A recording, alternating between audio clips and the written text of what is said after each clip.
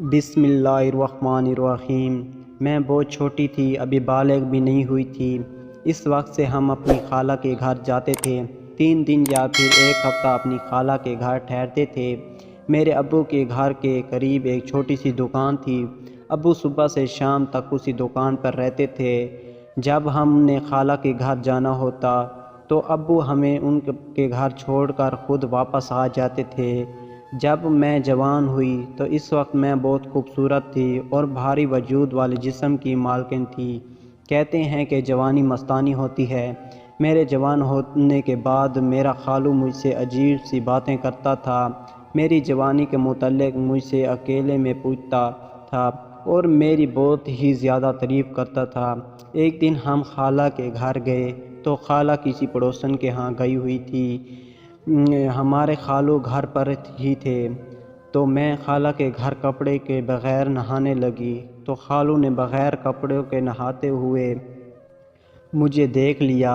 میں بہت پریشان ہو گئی کہ نہ جانے خالو مجھے ڈانٹیں گے، اب نہ جانے کیا ہوگا۔ بہت سارے خیال میرے ذہن میں آنے لگے۔ جب میں نہا کے باہر آئی اور ہال میں جا کے بال سکھانے لگی تو باہر ہال میں میرے خالو آ گئے اور آ کے مجھے کہنے لگے کہ میرے کمرے میں آؤ، تم سے ایک ضروری بات کرنی ہے۔ میں بہت ڈری ہوئی تھی کہ خالو نے مجھے نہاتے ہوئے دیکھ لیا ہے، اس لیے اب وہ مجھے ڈانٹیں گے، تو میں ڈرتی ہوئی ان کے کمرے میں داخل ہوئی۔ میں کمرے کے دروازے پہ جا کے کھڑی ہو گئی تو خالو نے کہا کہ تم اندر آ جاؤ اور میرے ساتھ بیڈ پر بیٹھ جاؤ۔ میں وہاں پر خالو سے تھوڑا دور بیڈ پر بیٹھ گئی تو خالو نے کہا کہ میرے قریب ہو کر میرے ساتھ بیٹھ جاؤ۔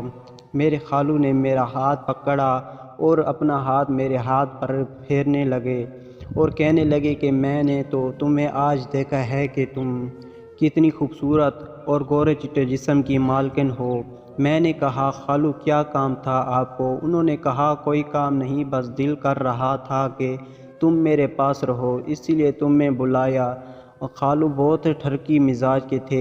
مجھے اسی دن پتہ چلا۔ میں اٹھ کر جانے لگی تو انہوں نے میرا ہاتھ اپنی طرف کھینچ لیا اور کہا تمہارے ساتھ بیٹھ کر کتنے خوبصورت لمحات گزر رہے ہیں، ابھی ان لمحات کو انجوائے کرنے دو۔ میں مجبور تھی کیونکہ اکیلی تھی، امی بھی خالہ کے ساتھ باہر گئی ہوئی تھی، اسی لیے خالو نے موقع دے کر اس کے بعد میرے وجود پر ہاتھ پھیرنے لگے اور میرے جسم کے ساتھ چھیڑ چھاڑ شروع کر دی اور وہ سب کچھ کر ڈالا جس کا مجھے ڈر تھا۔